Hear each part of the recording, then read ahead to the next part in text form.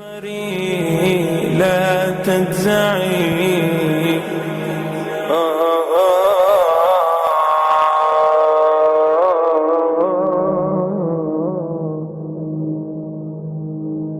Muhammad ibn Ahmad al-Qusr relates that in Istanbul, there was a governor, he died.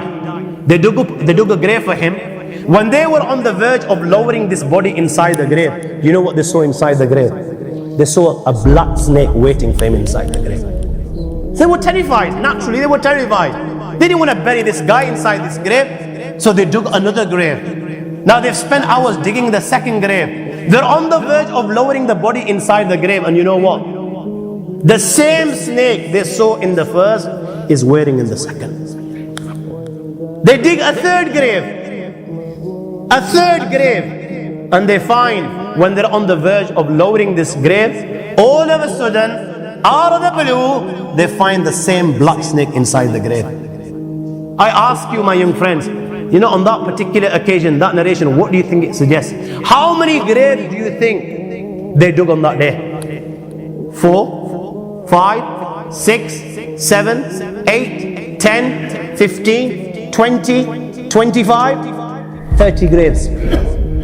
The narration says that on that day they dug about 30 graves. Every time the grave was dug and they were on the verge of lowering this body inside the grave, they would find the same black snake waiting. Where are you going to hide? It doesn't come any clearer than this. Where are you going to hide? Where? Allah.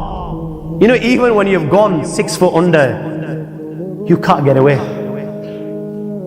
You've left the dunya and you've gone 6 foot under and you think you've got away with it. This is where it will begin. You know, fed up after digging so many graves, they consulted the ulama. What should we do with this person? May Allah protect us. They said, you know what? Just bury him inside the grave.